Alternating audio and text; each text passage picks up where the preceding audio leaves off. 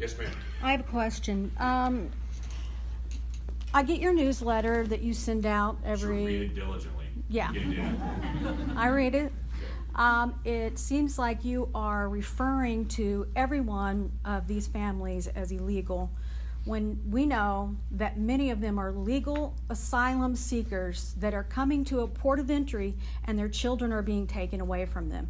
And why do we have to keep calling them illegal when we know that some of them traveled, they're refugees fleeing violence. Some of them have walked for 3 months with little bitty children.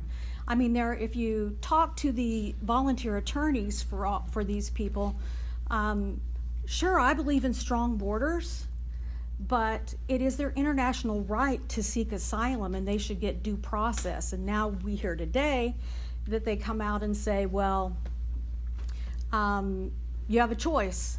You can leave with your kid or without your kid, but you're not getting asylum. Is that really who we are now? That part's actually not happening. Well, I just heard it on the news before I left today. If you come to a port of entry and request asylum, they do what they call a quick credible fear check. It's a process of questions that they go through to be able to determine credible fear. If the agents that are there determine, okay, this meets the lowest threshold for asylum, that is credible fear, then they allow them to be able to come in. They obviously process them, who are you, and be able to get as much information as they can. Give them a future court date to be able to come into the asylum. That's that group I was talking about before, that they made a request for asylum, but only 40% actually show up for their hearing. The other 60% disappear into the country. Then of that group, only 13% of them actually qualify for asylum, of that 40% that come in. But right now, we're not separating families that come in and request asylum. The asylum requests are actually coming when they came between the ports of entry. If they didn't come to a port of entry, they crossed the border illegally, then after they were picked up by Customs and Border Patrol, then they did what's called defensive asylum request.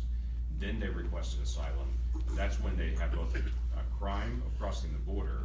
A misdemeanor, civil offense. If it's first time, it's a misdemeanor, that's correct. Right.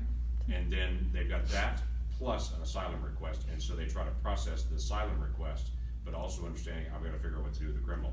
That's where the separations have been. Now they're now not separating them anymore, but that's where the separations were coming, not from the port of entry. There was a time about 6 weeks ago that we had so many people coming at us at our ports of entry that they did a pause for a couple of days. Right, but that wasn't an increase over previous times, right?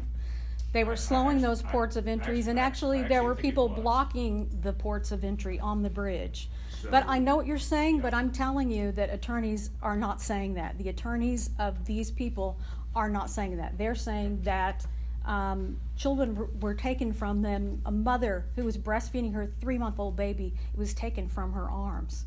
And they are also putting children in what they call cold boxes, where our attorney was talking about his client who had 3 little bitty children. One had an ear infection, the other had the flu, and they put them in a cold box for 7 days, which basically is a cold cell that's down to 50 degrees. And they say that helps with it prevents infection. And these are coming from the attorneys.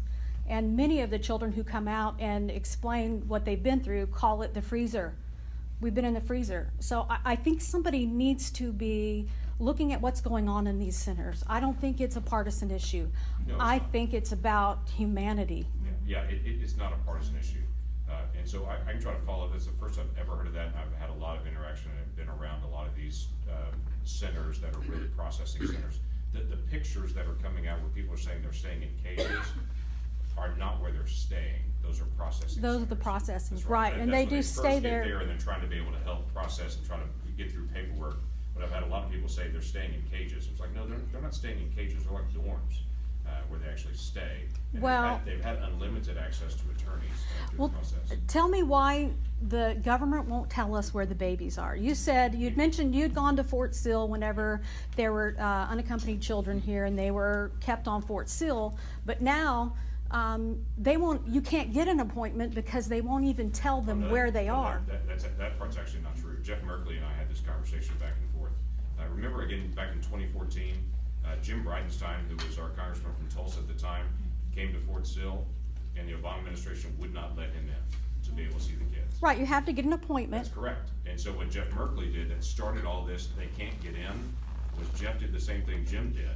Jeff showed up at the facility and said, I want to get in, I want to be able to see this unannounced. And they said, whoa, we don't let anyone have access to children that's here unannounced. We don't know who you are, we don't know who your staff is, we do not do that. If you make an appointment, you can come. Yeah. Since that time, I think we've had 30 or 40 senators and House members that have made the appointment, that have gone through and have access to every facility. But have not had access facility to where the babies are.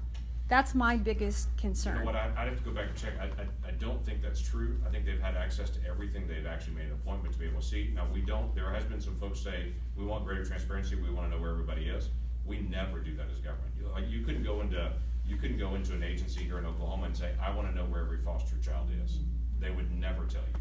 And would say, okay, they're in foster care, they're in protective custody. We don't release the location of children. We don't want press showing up to be able to interview children. We don't do that. Now, can we validate and have oversight and have the inspectors general and have other folks to be able to look at it? Absolutely. But they don't release that. We don't do that as a state. We haven't done that as a nation. Don't do it. Let me mention one other thing, and I want to be able to take a question. Let me mention one thing. You mentioned international law allows individuals to come in. Actually, international law is the next country that you go into that has asylum, that's where you qualify for asylum. Everything beyond that is not asylum, it's economics. And so for individuals that travel from El Salvador, for instance, they're coming through El Salvador, Honduras, Guatemala, and Mexico, coming to the United States. They didn't turn and go 100 miles to Costa Rica, which has asylum laws.